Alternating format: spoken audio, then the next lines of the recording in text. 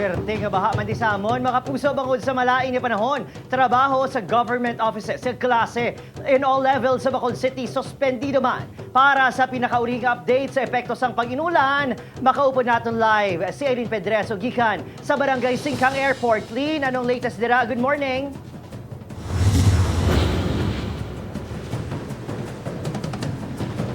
Adrian, suspendido ang klase sa tanan nga level sa Bacolod City bangod sa malaing nga tiyempo o umalinpas ang Sabado.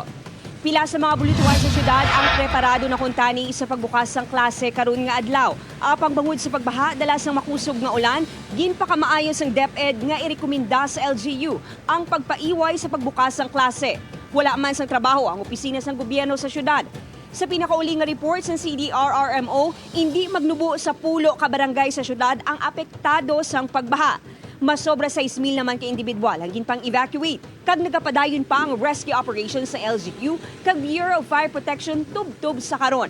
Adrian, may pila sa gihapon ka barangay sa syudad ang padayon nga naeksperyensyahan ang pagtaas sang tubig kaangay na lang diri sa Barangay Singkang Airport. Gani mga kapuso, abiso sa CDRRMO nga mag-evacuate na kag magpakig-angot sa inyo nga barangay sa tion sang emerhensya kag kun padayon nga maeksperiensyahan ang pagbaha kag makusog nga ulan sa inyo nga lugar. Halong gid mga kapuso. Adrian?